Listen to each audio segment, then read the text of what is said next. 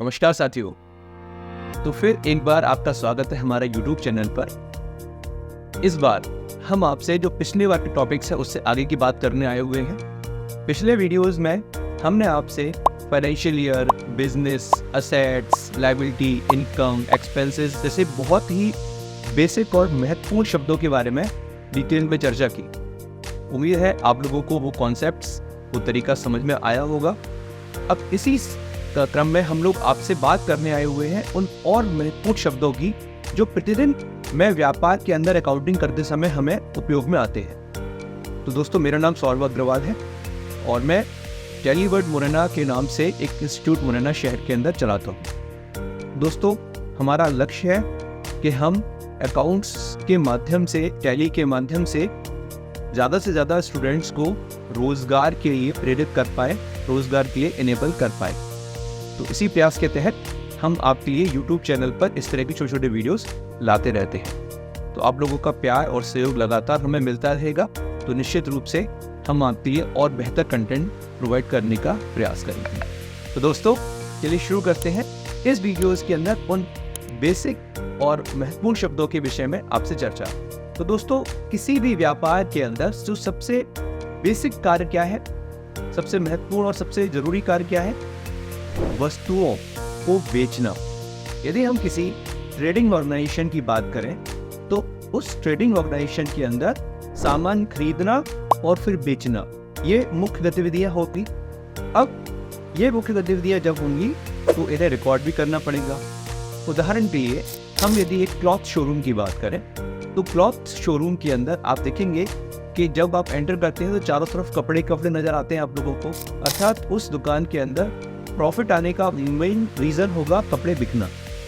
लेकिन यदि वही शोरूम ये कहे कि मैंने एसी खरीदा या मैंने पैकिंग मटेरियल खरीदा, तो ऐसी कंडीशन में आप देखेंगे कि कपड़े खरीदना भी उनके लिए खरीदना है, एसी खरीदना भी एक खरीदना है, या फिर कंप्यूटर खरीदना भी खरीदना है, या पैकिंग मटेरियल खरीदना भी खरीदना है।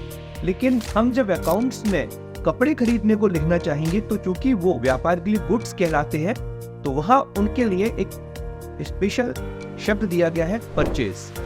तो हम परचेज के नाम से हमारे गुड्स की खरीद को रिकॉर्ड करेंगे।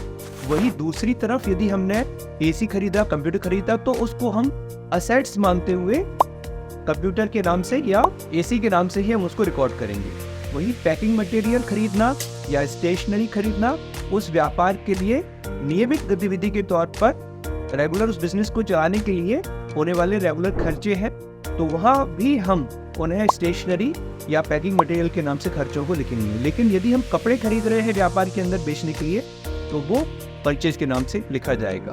ठीक उसी प्रकार जब ये कपड़े बिकेंगे तो उस बेचने के दौरान होने वाले ट्रांजेक्शन्स को रिकॉर्ड करने के लिए हमें जो शब्द यूज करना है वो है सेल्स।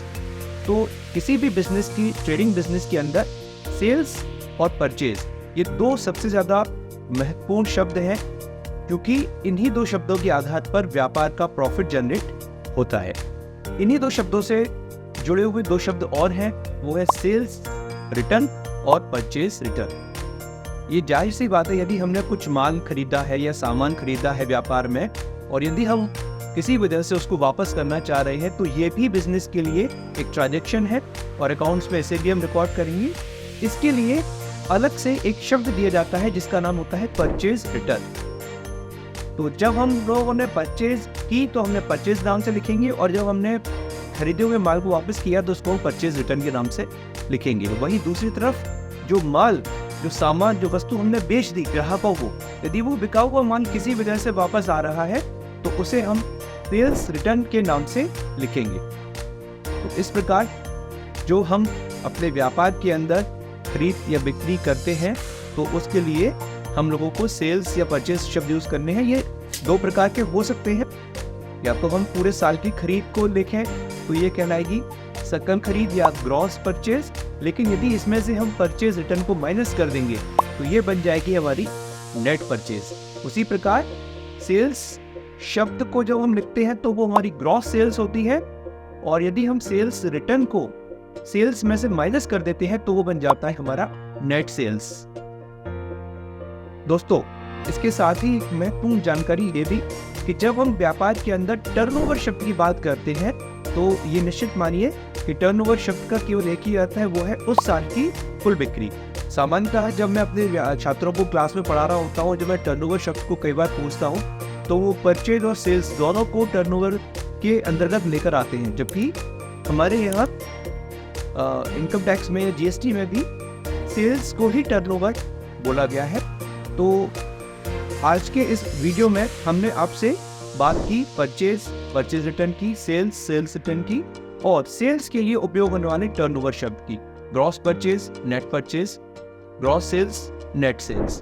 तो दोस्तों उम्मीद है इस वीडियो के अंदर आपको सेल्स और परचेज से रिलेटेड ये सारी जानकारियाँ काफ़ी काम आएंगी। तो मिलते हैं फिर नेक्स्ट वीडियो में। धन्यवाद।